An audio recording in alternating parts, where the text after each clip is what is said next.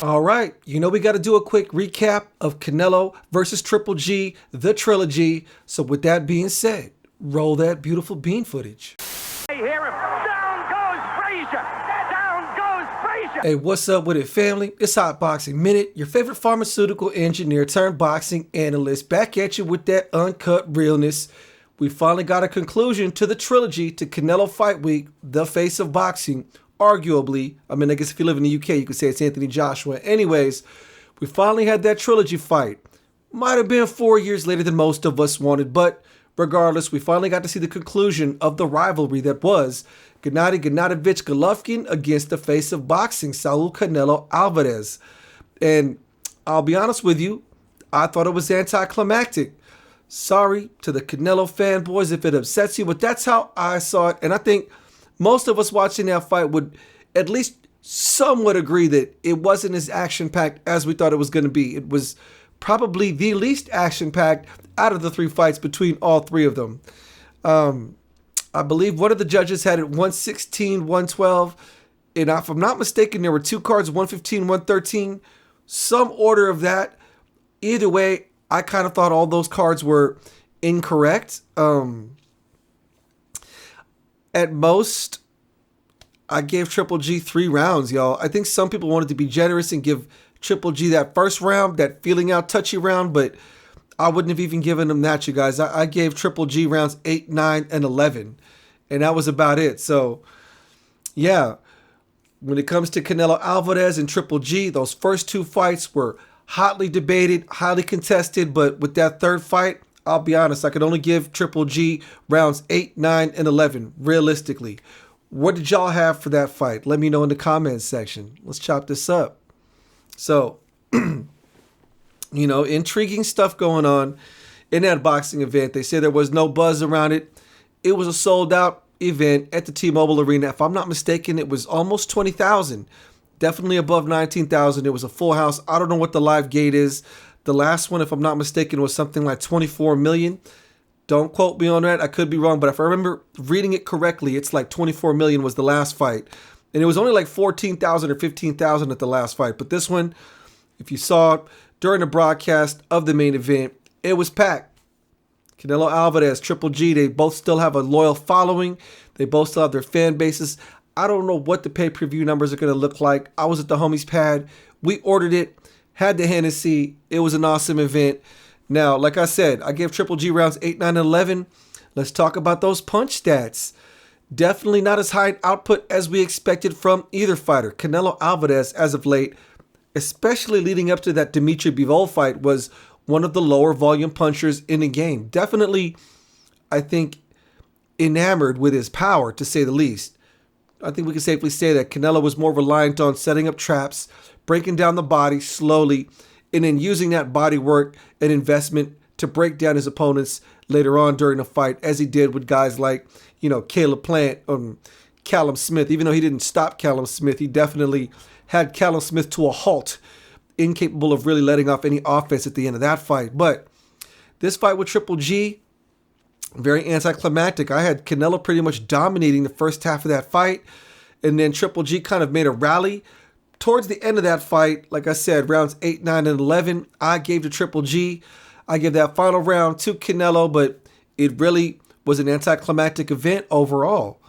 And Canelo successfully defends his undisputed 168-pound straps.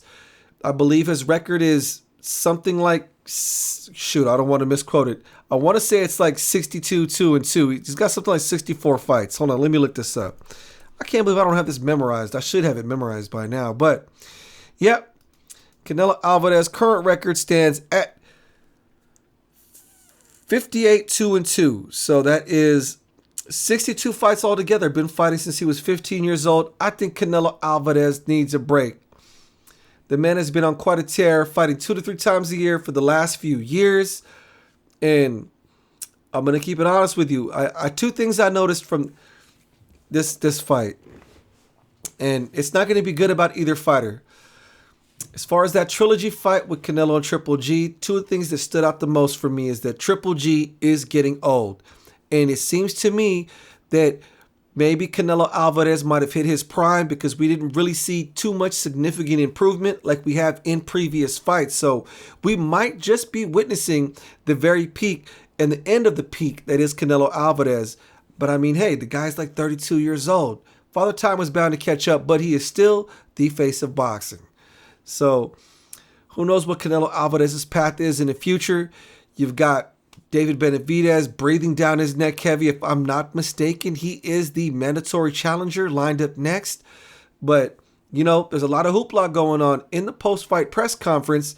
Canelo Alvarez addressed it. He said, I hear Jose Benavidez Sr. mentioning my name a lot, but what has David Benavidez Jr. done? The biggest head on his mantle is, Darrell. And he kind of had a point there. But, hey, I want to see Benavidez and Canelo Alvarez fight. I believe that regardless of how the chips may fall, I think Canelo Alvarez is going to eventually get around to fighting Jermall Charlo and David Benavidez, because what else is there for him to do at 168 pounds? What about Triple G, Gennady Golovkin? He lost that fight. Overall, 2 losses and a draw to Canelo Alvarez. Lick his wounds and go back to the drawing board, but Triple G definitely did look a little bit faded. We saw some significant wear and tear. He is not the robotic punch output, heavy volume, breaking down fighters machine that we are accustomed to seeing in the past. Does he change his fighting style? Does Triple G, under the tutelage of Jonathan Banks, still continue to fight at the age of 40? He is a unified middleweight champion, but does he really want to keep on going after he just secured the bag in that third fight with Canelo? As far as what they got paid, I could be wrong here. These are some of the estimates, but as far as Canelo versus Triple G3, the trilogy fight, Boxing Scene reported that Canelo made at least $45 million.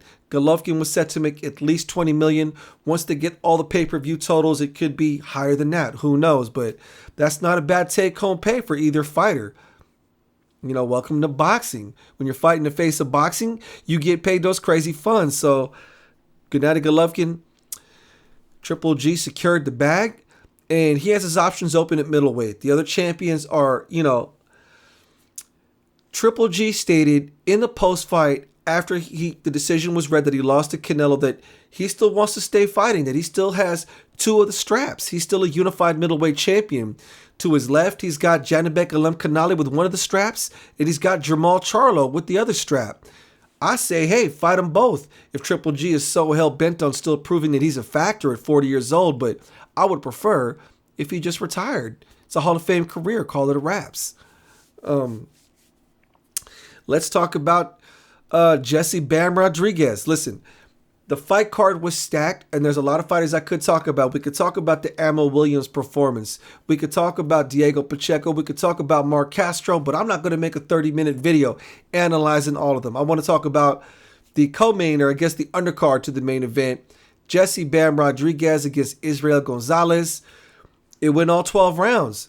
Clear unanimous decision win for Jesse Rodriguez. You got to give it up to Israel Gonzalez.